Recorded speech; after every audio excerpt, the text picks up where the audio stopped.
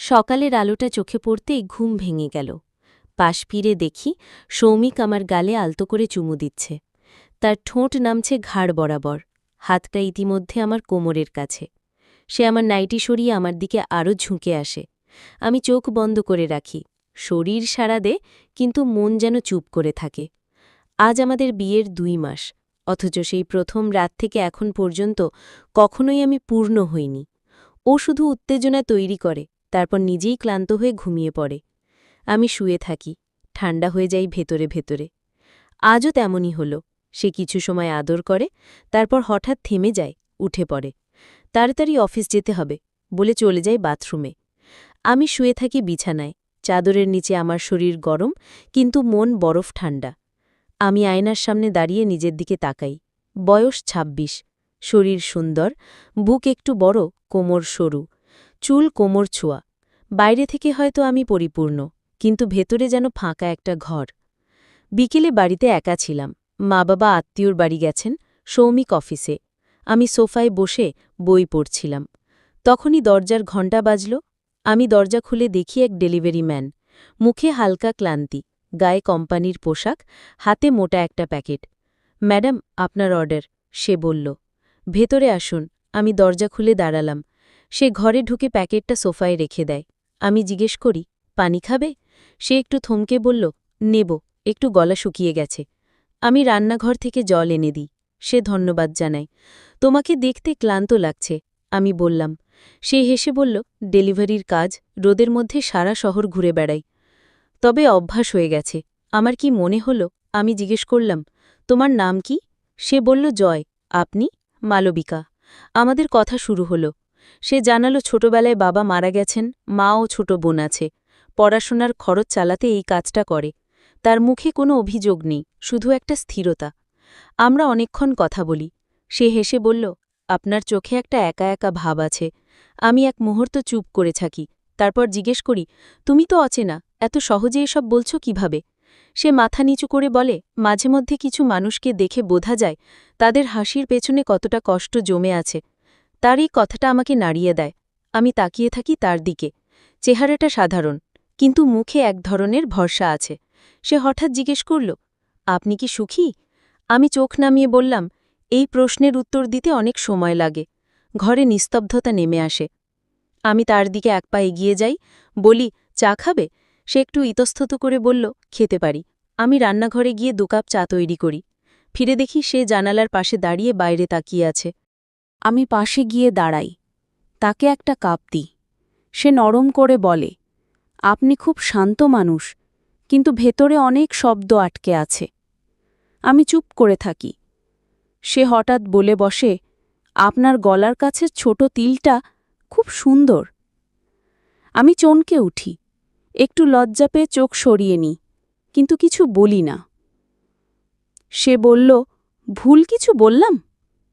আমি মাথা নাড়ি, না, তবে কেউ এতদিন খেয়ালই করেনি। আমরা পাশাপাশি বসে থাকি। দূরত্ব খুব বেশি নয়, আবার খুব কাছেও নয়। তবু সেই দূরত্বটাই যেন একটা মুগ্ধতা কাজ করছে। তার আঙুল আমার আঙুল ছুঁয়ে যায়, আমি সরাই না।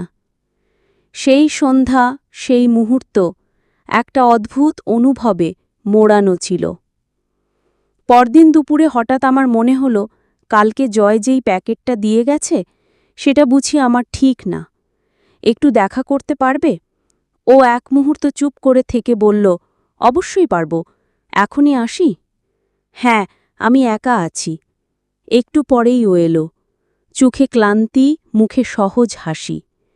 আপনার চোখে আজ একটু প্রশান্তি লাগছে, সে বলল। আমি মুচকি হাসলাম, বললাম, চা খাবে? আজ আবার আমি বানাচ্ছি। সে বলল, আপনার বানানো চা খেয়ে মন নরম হয়ে যায়। আমি রান্নাঘরে যাই, চা বসাই। নিজের অজান্তেই আয়নায় নিজের মুখ দেখি। চুল খোলা, গলায় হালকা গয়না, ঠোঁটে অল্প একটা হাসি। অনেকদিন পর মনে হচ্ছিল আমি একজন নারী, শুধু কারো স্ত্রী নয়। চা নিয়ে ফিরে এলাম। জয় এবার ডান পাশের সোফায় বসল, একদম কাছাকাছি। আমরা চুপচাপ চা খাচ্ছিলাম, তখনই আমার হাত থেকে কাপটা হঠাৎ ছিটকে পড়ে যাচ্ছিল। জয় এক ঝটকায় কাপটা ধরে ফেলল, কিন্তু আমাদের আঙুলগুলো একসাথে জড়িয়ে গেল। আমার শরীর হালকা শিউরে উঠল। তার হাতটা শক্ত ছিল না, কিন্তু ছোঁয়াটায় ছিল এক ধরনের স্থিততা। আমি হাত সরালাম না। সে ধীরে ধীরে আমার দিকে তাকালো, চোখের দৃষ্টি সরল কিন্তু গভীর। আমি বললাম, তোমার দৃষ্টি এড়িয়ে চলা কঠিন। সে বলল, আপনার চোখে একটা গল্প আছে যেটা আপনি কাউকে বলেননি, কিন্তু আমি সেটা বুঝতে পারি। আমার চোখ ভিজে উঠল। আমি নিচু গলায় বললাম, তুমি দেখছ আমি লুকোচ্ছি। সে আমার মুখের কাছে মুখ আনল। এক মুহূর্তের মধ্যে নিঃশ্বাসে নিঃশ্বাস মিশে গেল। ঠোঁট ছুঁই ছুঁই করছিল, কিন্তু ও থেমে গেল। আমার চোখ ধীরে ধীরে খুলে গেল। আমি কিছু বলি না। সে আস্তে করে বলল, আমি ছুঁতে চাই, কিন্তু ভাঙতে চাই না। আমি আমার মাথাটা ওর কাঁধে রাখলাম। সে হাত দিয়ে আমার চুলে হাত বুলাতে লাগল। আমি চোখ বন্ধ করে তার বুকের শব্দ শুনছিলাম। আমার মনে হচ্ছিল আমি অনেক দিন পর এক নিঃশ্বাসে নিজের মধ্যে ফিরে এলাম। আমাদের মধ্যে কোনো শব্দ নেই, শুধু শরীর আর মনের এক জটিল নীরবতা। কিন্তু তাতেই যেন সব বলে দেওয়া হয়ে গেল। রাত গভীর, ঘর নিঃসঙ্গ। বিছানার একপাশে আমি, অন্য পাশে ফাঁকা চাদরটা পড়ে আছে। সৌমিত ফিরেছে, কিন্তু আজও একটাও কথা বলেনি। ওর চোখে বিরক্তি। আমার অস্তিত্ব যেন তার রুটিনে বাধা। আমি জানালার পাশে দাঁড়িয়েছিলাম। হালকা বৃষ্টির শব্দ শুনতে শুনতে মনে হচ্ছিল কিছু একটা ভিতর থেকে আমাকে ডাকছে। ফোনে একটা মেসেজ এলো, ঘুমিয়েছেন? জয়। আমি কয়েক মুহূর্ত চুপ করে তাকিয়ে থাকি, তারপর ধীরে টাইপ করি, না, ঘুম আসছে না, খুব হালকা বৃষ্টি হচ্ছে। ও উত্তরে লিখল, আপনি চাইলেই বৃষ্টির শব্দ শুনে একটা গল্প বলি। আমি হাসলাম। সেই হাসি আমার ঠোঁট পর্যন্ত এলো, মন ছুঁয়ে গেল। শোনাতে পারো? আমি জবাব দিই। অল্প কিছুক্ষণের মধ্যেই ফোনে একটা ভয়েস নোট এলো। জয় নরম গলায় বলছে, একটা মেয়ে যার জীবনে বৃষ্টি মানে ছিল চোখের জলের মতো। সে কখনো ভেজে না, শুধু চুপ করে দেখে। কিন্তু একদিন হঠাৎ এক অচেনে ছেলে তাকে ছায়া দিল, কিন্তু জোর করে ছুঁয়ে গেল না, বরং জিজ্ঞেস করল, তুমি কি ছায়া চাও? আমি হঠাৎ অনুভব করলাম আমার চোখের কোণে জল এসে গিয়েছে। সেই রাতে আমি ঘুমালাম না, শুধু ওর ভয়েসটা আবার শুনতে থাকলাম, বারবার। পরদিন সকালটা শুরু হলো নিঃশব্দে, কিন্তু মনে একটা উষ্ণতা ছিল। আমি আয়নার সামনে দাঁড়িয়ে হালকা সাজ করলাম, অনেক দিন পর নিজের জন্য। দুপুরে দরজায় বেল বাজে। আমি দরজা খুলতেই দেখি জয় দাঁড়িয়ে, সাধারণ টি শার্ট আর জিন্সে, হাতে একটা ছোট ফুলের প্যাকেট। আপনার জন্য। এইটা কেন? কারণ আপনি আজ নিজেকে ভালোবেসেছেন, সেটাও উদযাপন করা উচিত। আমি শব্দ খুঁজে পাই না, শুধু মুচকি হাসি দিই। ও বলল, আজকে একটু সময় দিতে পারেন? বাইরে কোথাও, খুব দূরে নয়। আমি থেমে গেলাম। তারপর হালকা মাথা নেড়ে বললাম, চলো। আমরা দুজন বেরিয়ে গেলাম শহরের এক ফাঁকা নিরিবিলি পার্কের দিকে। সেখানে বসে রোদে ভিজে থাকা পাতার নিচে একটা কাঠের বেঞ্চে বসেছিলাম। জয় আস্তে করে আমার হাতটা ধরল। আমি হাত ছাড়াইনি। আমরা কথা বলিনি বেশি, শুধু সময় কাটালাম, আর মাঝে মাঝে চোখে চোখ রাখতাম। আমার মনে হচ্ছিল অনেক দিন পর কেউ সত্যি করে আমাকে আমি হিসেবে দেখছে, শুধু স্ত্রী বা গৃহবধূ নয়।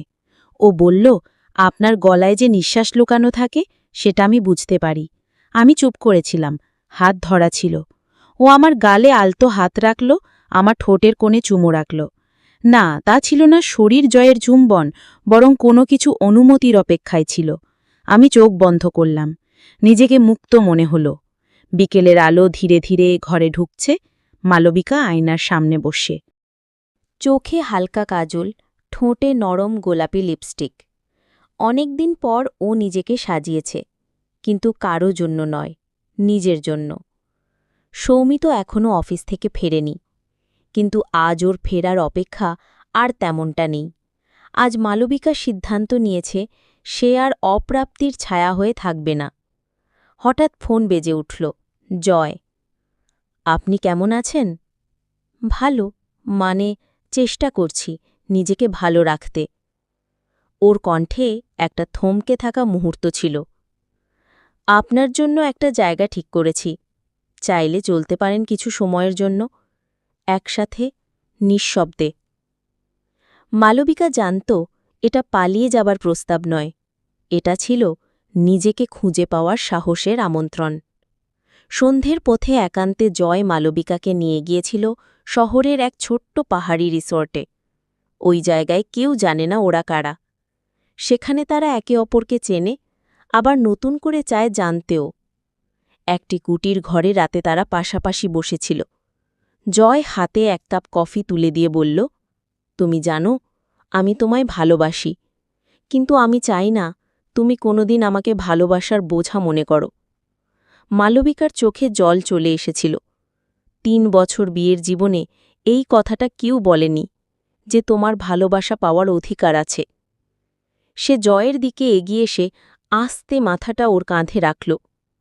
তারপর বলল, আমার শরীর বহুবার স্পর্শ হয়েছে, কিন্তু মনটা কেউ ছুঁতে পারেনি। তুমি পেরেছ। ওদের মধ্যে যে গভীরতা তৈরি হয়েছিল তা স্পর্শে নয়, বিশ্বাসে। তারা একে অপরকে জড়িয়ে ধরল। সেই আলিঙ্গনে শরীরের উত্তাপ ছিল, কিন্তু তার চেয়েও বেশি ছিল ভেতরের শূন্যতাকে ভরিয়ে তোলার শান্তি। রাতটা তারা একসঙ্গে কাটাল, চুপ করে। চুমু, ছোঁয়া, কাছে আসা সব ছিল, কিন্তু অহংকারহীন, কেবল সম্মতিতে দড়া। শেষ সকাল, একটি নতুন সূচনা। সকালবেলায় মালবিকা সূর্য ওঠা দেখতে দেখতে বলল, আমি ফিরব, আমি পালিয়ে যেতে পারি না, আমাকে যেতে হবে, কারণ আমি চাই এই আমি, যে আজ রাতে নিজেকে খুঁজে পেয়েছে, সে ফিরে যাক তার জীবনে, নিজের সিদ্ধান্তে, নিজের শক্তিতে। জয় কিছু বলল না, কেবল মাথা ঝুঁকিয়ে বলল, তুমি যেমন আছো তেমনই থাকো, আমার ভালোবাসা তোমার স্বাধীনতায়। মালবিকার ফিরে আসা, সে ফিরল। সৌমিতকে সব জানালো না, কিন্তু নিজেকে আর লুকালোও না।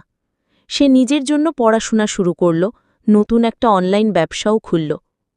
জয় আর তার মাঝে যোগাযোগ কমে আসল, কিন্তু সম্পর্কটা রয়ে গেল এক নরম বন্ধুত্বের মতো।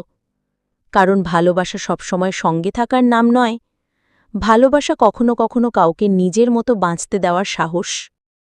এই গল্পে শরীর এসেছে, ঘনিষ্ঠতা এসেছে, কিন্তু তার থেকেও বেশি এসেছে আত্মিক সম্পর্ক, সম্মতি, নিজেকে ভালোবাসার সাহস আর সমাজের চীনা গণ্ডি ভেঙে সত্তা ফিরে পাওয়ার কাহিনী। অনেক নারীর জীবনে সম্পর্ক মানে শুধুই বাধ্যতা, ত্যাগ আর নীরবতা। কিন্তু সম্পর্কের আসল ভিত্তি হওয়া উচিত ভালোবাসা, সম্মান আর সমান অধিকার। এই গল্প আমাদের শেখায়, প্রেম মানেই শুধু শরীরের আকর্ষণ নয়, বরং একজন মানুষকে নিজের মতো করে বাঁচতে দেওয়াটাও এক প্রকার গভীর ভালোবাসা। একটি সম্পর্ক তখনই পূর্ণ হয় যখন দুজনেই একে অপরের অভ্যন্তরীণ মানুষটিকে বুঝতে শেখে। সম্মতিতে গড়া ভালোবাসা যে কতটা শান্তি দিতে পারে তা কেউ কেউ জীবন পেরিয়েও খুঁজে পায় না। আমরা প্রত্যেকে যদি নিজেদের সম্পর্কের ভেতরে সত্যতা, শ্রদ্ধা ও সম্মতির জায়গা তৈরি করতে পারি, তবে সমাজে আর ভাঙনের গল্প নয়, গড়ে উঠবে একটি সুস্থ, উষ্ণ আর দায়িত্বশীল ভালোবাসার সংস্কৃতি।